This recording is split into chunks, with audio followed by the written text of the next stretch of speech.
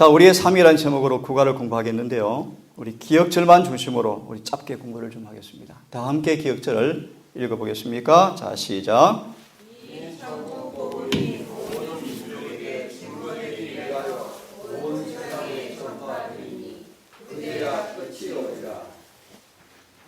예, 감사합니다. 우리 구절을 하나씩 생각을 조금 해보겠습니다. 이 천국 복음이 성경에서 말한 천국이라는 개념은 무엇을 포함한다고 말씀하시죠? 두 가지죠. 어떤 왕국입니까? 은혜의 왕국과 영광의 왕국. 예. 이 복음이 모든 민족에게 뭐 되기 위해서요? 증거되기 위하여 뭐 되리니? 전파되리니 그제야 끝이 오리라. 자, 우선 이 용어를 간단하게 이해를 좀 해보겠습니다. 자, 순서를 하겠습니다. 전파가 뭔입니까? 전파가. 자, 끝이 뭘까요? 끝이. 끝이 오리라. 세상 끝. 아, 예, 감사합니다. 세상 끝. 또요. 은혜의 시기 끝. 자, 이 말씀 이렇게 우선 이해하겠습니다. 끝은 뭘 가리키냐면 추수를 가리켜요. 추수의 끝을 가리킵니다. 심판을 포함합니다. 재림을 포함합니다. 전파는 뭘 가리킬까요? 씨를 뿌리는 것입니다. 그럼 질문 드리면 증거가 뭘까요? 열매 맺는 것입니다. 자, 천국 복음이 모든 민족에게 열매 맺을 때가 올 터인데 그러기 위해서 뭐 하라? 씨를 뿌려라. 그럼 뭐가 온다? 추수 때가 온다. 그런 뜻입니다. 이 구절을 가면 조금 성경으로 같이 한번 풀어보고 싶은데요. 특별히 성경 가운데 전파된 복음이 증거되어지는 특별한 하나의 어떤 그 사건, 역사적인 어떤 사건이 하나 있었죠? 답을 할 수 있겠습니까? 자, 그럼 답을 하기 전에 다시 질문을 드립니다. 증거는 누가 하는 것일까요? 예, 증인들이 맞습니다, 장로님. 아주 감사합니다. 증인의 자격 조건이 무엇입니까? 아, 맞습니다. 성령이 임하시면 맞습니다. 그럼 답을 주십시오. 증인이란 말의 의미는 성령이 임하신 사람들입니다. 그들이 무엇을 증거합니까? 천국 복음을 증거할 것입니다. 그 내용이 뭘까요? 다시 말합니다. 증인의 자격은 뭐가 임한 사람들이죠? 성령이요. 성령이 누구한테 임하였습니까? 증인에게 임했습니다. 맞습니다. 우리 사도행전의 개념으로 누구에게 임했습니까? 죄 사함 받은 사람들에게 임했습니까? 아, 그럼 성령 그들에게 임하여서 무엇을 증거할까요?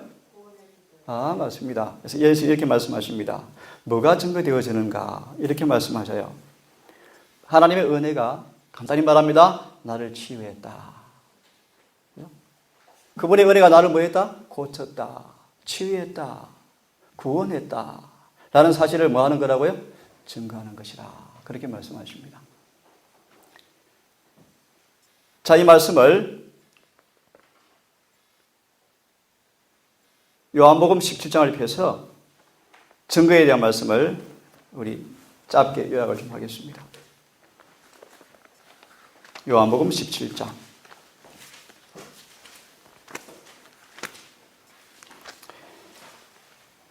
자, 우리 17장을 펴기에 앞서서 14장을 먼저 펴봅시다. 14장을 먼저 펴겠습니다.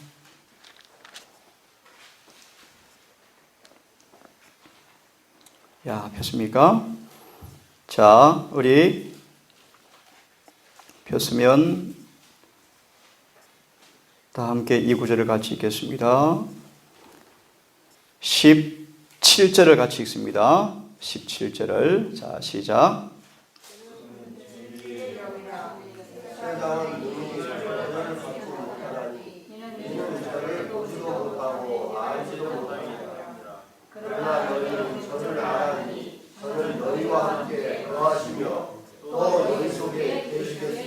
예, 20절을 다 같이 시작.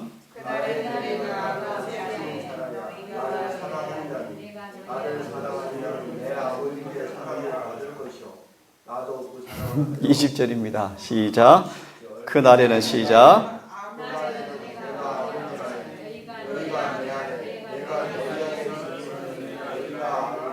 예.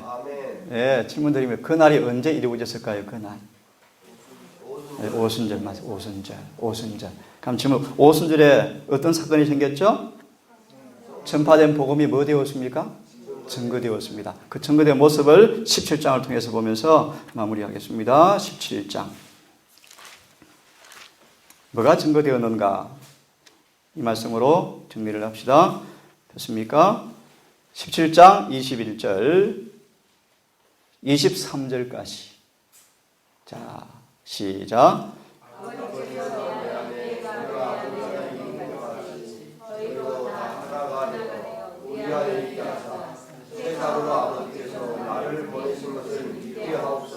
예, 우리가 증거되었다라는 말의 의미를 잘 설명하죠. 자, 22절.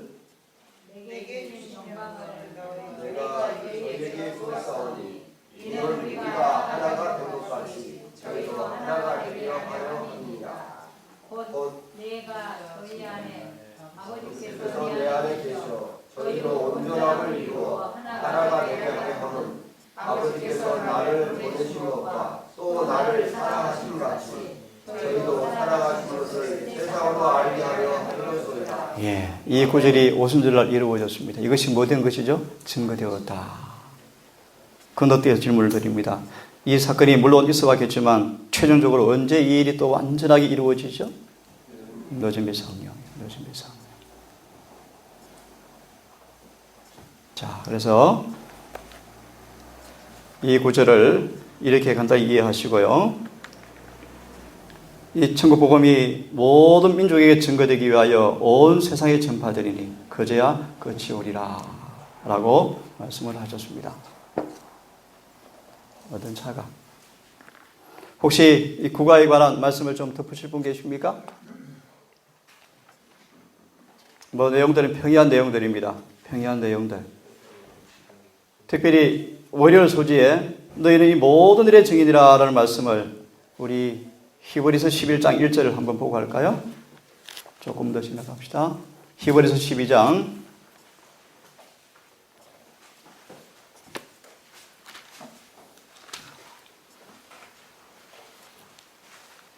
'차를 그 세우지 마라' 그래 나가지고. 히브리서 12장 1절을 한번 읽어 주십시오.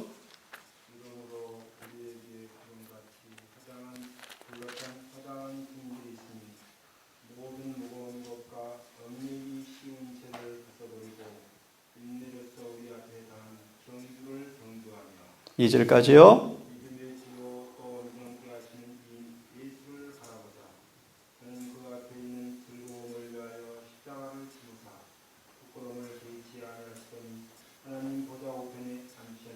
예, 감사합니다. 그냥 질문만 드립니다. 누가 증인인가?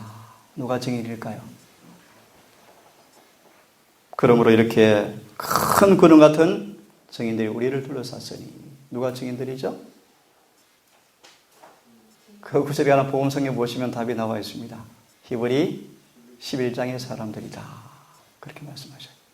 자, 여러분, 이런 증인의 마지막 명단에 여러분 등록되시는 귀한 특권을 통하여 마지막 24장 14절의 말씀, 그 놀라운 말씀이 여러분 삶 속에서 재현되어지는 마지막 복음 증거자로, 전파자로 시험받기를 간절히 바랍니다. 자, 요한계시 12장을 연구할 텐데요. 요한계시를 좀 펴셔서 어제 우리 집사님을 통하여서 참 귀한 예언의 말씀을 우리가 보았습니다. 연결해서 우리 오늘 같이 말씀을 좀 보고 싶은데요. 요한계시 12장을 펴셔서 우리 정신을 집중해서 이 시간 본론 들어가기 앞서서 서론으로 11장 마지막 부분 12장, 13장, 14장까지를 간략하게 9달의 말씀을 드리고 쉬었다가 말씀을 좀 시간 되는 대로 공부를 좀 하겠습니다. 집중해서 잘 보겠습니다.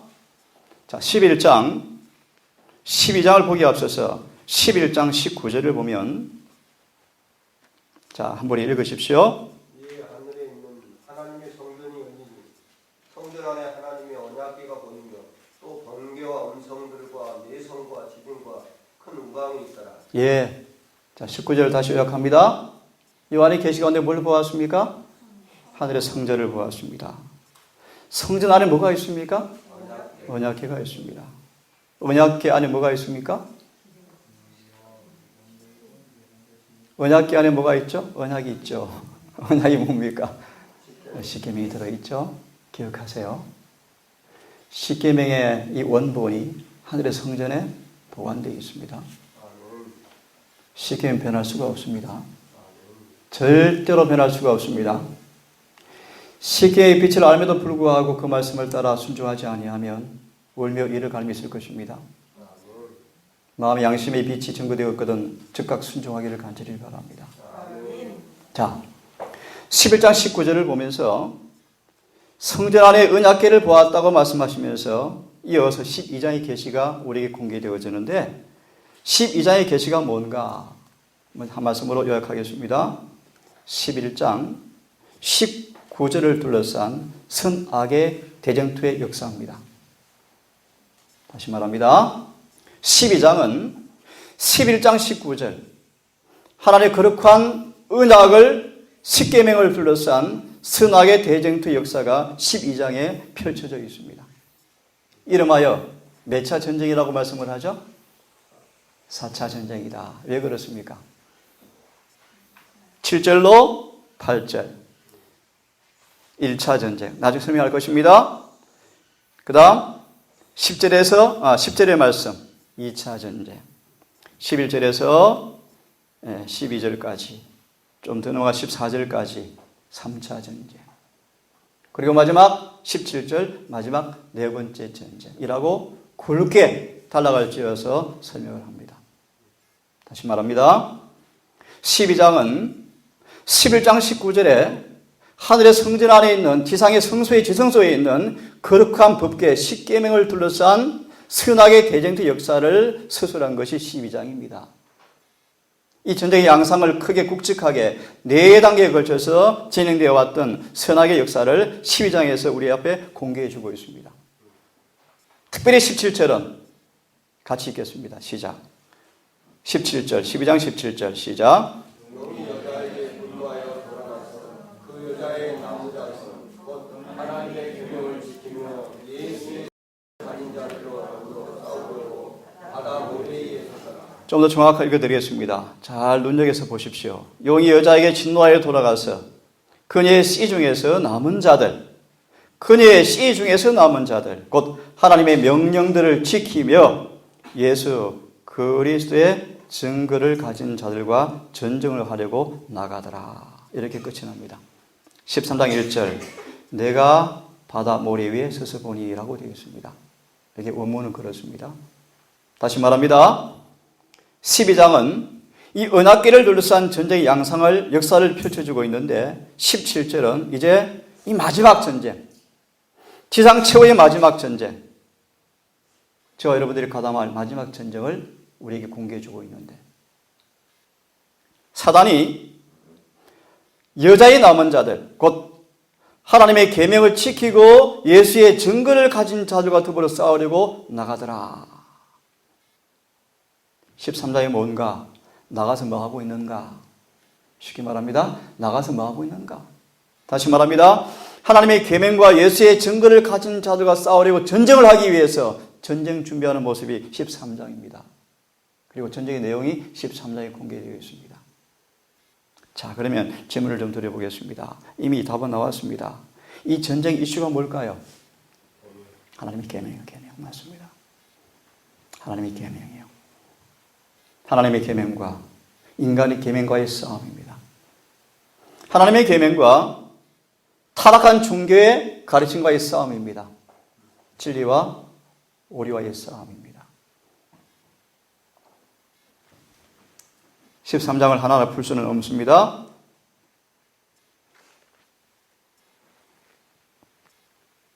특별히 잘 아시는 것처럼 16절을 보시면 13장 보기 앞서 8절을 먼저 봅니다. 13장 8절을 먼저 봅니다. 땅에 거하는 자들 곧 창세로부터 죽임을 당한 어린 양의 생명책에 이름이 기록되지 않은 모든 사람들은 짐승의 표를 받겠다라고 경고하고 있죠. 참 놀라운 얘기입니다. 두려운 얘기입니다. 교파를 초월해서요, 여러분. 직분을 초월해서요. 오직 하늘 생명책에 기록된 사람만 뭐 하겠다요? 표를 안 받겠다. 반대로 하늘 생명책에 이름이 기록되지 않은 모든 사람들은 뭐 하겠다는 것입니까? 이 표를 받을 것이다. 참 여러 말씀이 많지만 하늘 생명책에 이름이 기록된 사람, 등록되어진 사람, 영원히 지워지지 않은 사람 누구밖에 없을까요? 계시록 3장 펴십시다. 계시록 3장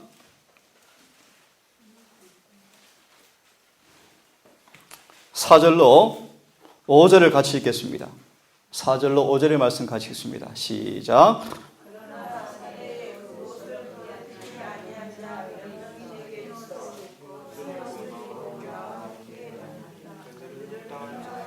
오절 이기는 자 시작. 내가 그 이름을 생명책에서 반드시 잊지 아니하고 그 이름을 내 아버지 앞과 하늘 앞에서 시인하리라. 예. 뭐 여러 말씀은 시간이 길어지는데 5절을 한번 다시 보면 이 말씀 가만히 보니까 이런 의미를 여러분 간파할 수 있습니까? 혹 생명책에 이름이 기록된 사람이었을지라도 어떤 사람이 있다는 사실을 암시하고 있습니까? 지워질 사람이 있다. 헐어질 사람이 있다. 그렇게 말씀하죠.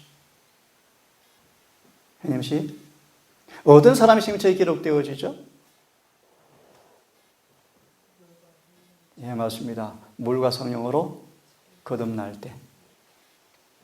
그래서 예수님을 영접하여서 예수 안의 영생이 내 생명이 되었을 때, 영생이 시작되었을 때, 예수의 생명이 내 안에 창조되었을 때, 거듭났을 때 생명책에 기록이 되어집니다.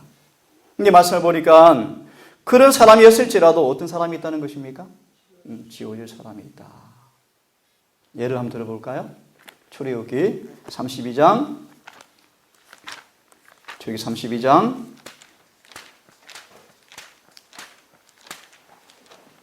암송하기 쉬울 것입니다. 33절이죠. 같이 한번 읽어보겠습니다. 시작. 주께서 시작. 예, 출애굽기 32장 33절 아직 안 찾았습니까? 32장 33절 시작.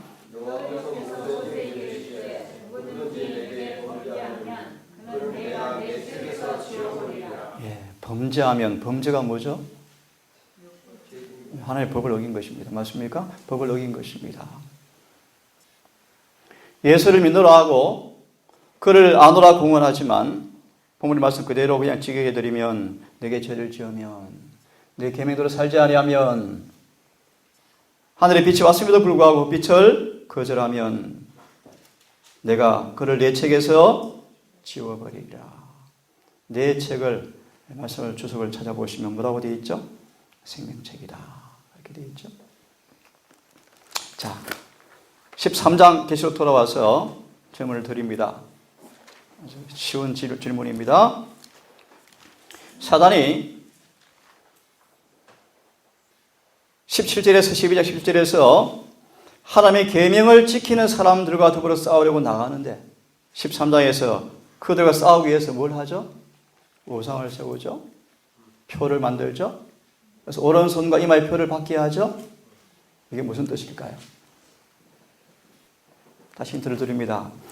하나님의 계명을 지키는 사람들과 더불어 싸우려고 나갑니다. 나가서 우상을 만들어서 오른손 이마에 표를 받게 합니다. 무슨 뜻일까요? 매매를 못하게 합니다. 한마디로 뭐 하게 하려고요? 맞아요. 법 못 지키게 하려고. 맞습니다. 계명을 어기게 하려고. 그렇죠? 어제 보았죠, 집사님이. 그렇죠? 사단이 자신의 종교를 만들어 놓고 사단의 표인 거짓 계명을 만들어 놓고 온 땅의 사람들을 다 따르게 하고 있습니까? 따르게 하고 있죠. 그 따르게 하는 효과적인 가장 좋은 수단이 뭔지 아시죠? 다니엘 11장을 보시면 세력의 신 앞에 굴복시키는 것입니다. 시켜 뭐요? 경제의 경제. 돈이요 돈. 먹고 사는 거예요. 매매를 못하게 하더라. 서로 마지막으로 이러한 마귀의 전쟁의 준비에 대비해서 하나님께서 준비하신 것이 뭘까요? 계시록 14장이요.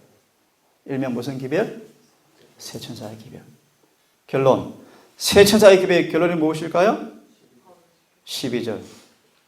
성도들 인내가 여기나니 저희는 하나님의 계명들을 지키며 예수의 믿음을 지키는 자다. 자, 서론을 마무리합니다. 11장 19절에서 하나님의 언약궤를 보았습니다. 12장은 이 언약궤를 둘러싼 선악의 대쟁투의 싸움의 역사입니다. 12장 17절은 저와 여러분이 마지막 싸울 전쟁의 모습을 공개해 주고 있습니다. 사단은 누구에게 분노합니까? 하나님의 계명들을 지키며 예수의 증거를 가진 자들과 더불어 싸우려고 분노합니다. 그래서 그들을 뭐하게 합니까? 그 계명대로 살 수 없도록 전쟁을 준비하고 있습니까? 그게 몇 장이라고요? 13장이요. 우상을 세울 것입니다. 우상이 뭐죠? 아시죠? 타락한 개신교회 단체요. 타락한 개신교회 단체입니다. 이 우상, 짐승이 우상입니다. 이 짐승의 우상이 뭔 뜻인가? 좀 길어지는데. 짐승을 닮은 것입니다. 짐승. 짐승은 누구죠? 로마 천주교. 짐승의 우상이 뭔가? 짐승짓 하는 동생이 동생. 짐승의 우상, 짐승을 닮았다 뜻입니다. 말 그대로 번역해드리면. 근데 개신교회가 타락하여서 누구 짓을 합니까? 짐승짓을. 그게 뭐죠? 이럴 효명을 강요할 거예요. 어디에서요? 특별히 타락한 미국에서요. 하나님의 거룩한 안식을 짓밟고 거짓 종교의 계명 일요일을 미국 군사력과 경제력을 통하여 로마 교황권을 등에 있고 마지막 계명을 지키는 사람들을 핍박하는 모습이 13장의 모습입니다. 이런 차에 하나님께서는 쉽게 말합니다. 당신의 계명을 도무지 지킬 수 없게 하는 마귀의 이 전술, 전략 앞에 하나님은 당신의 백성들을 새 천사의 기회를 통해서 뭐하게 합니까?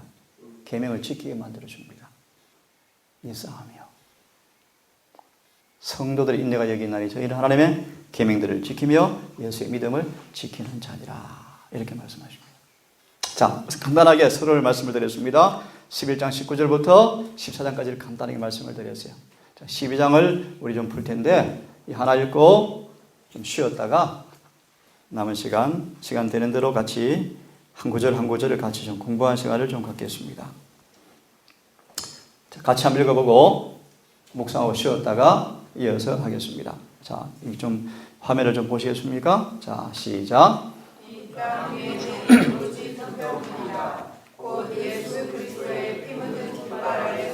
사람들과 반역자의 금은 깃발 아래 서 있는 사람들.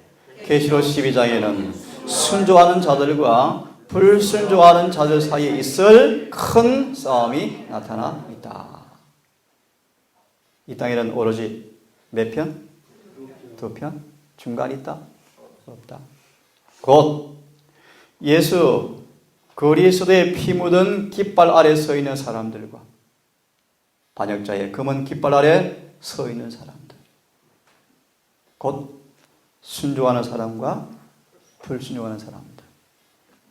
마지막 싸움은 참 종교와 거짓 종교의 싸움입니다. 그렇죠?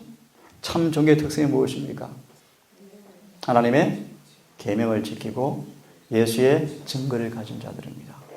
거짓 종교의 특성이 무엇입니까?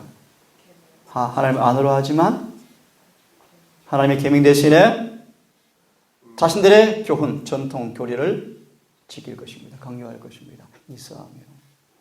어제 이미 우리 보았습니다. 일요일은 짐승의 표입니다. 불법입니다. 불법. 하나님 거룩한 안식일을 순종하셔야 돼요. 아멘. 특별히 우리 성도들 오늘 자면치 중요한 실물교 말씀을 인용하셨죠? 제가 조금 첨가합니다. 그것은 성령의 기도입니다. 그의 개인 기도가 아니고 하나님의 음성의 음성, 그분이 기도입니다. 우리 마음을 거룩히 지키는 은혜를 구하셔서 우리 마음속에 그분의 의만 흘러갈 수 있는 순결한 마음이 지켜져서 우리 속에 그분의 사랑이 완성되어지는, 계명이 완성되어지는 진정한 복음의 경험이 있는 자들만 이 싸움에 승리할 것입니다. 아멘. 25분까지 쉬셨다가 남은 시간 한 구절 한 구절씩 같이 한번 공부해 보겠습니다. 아멘. 묵상으로 교과를 마칩시다.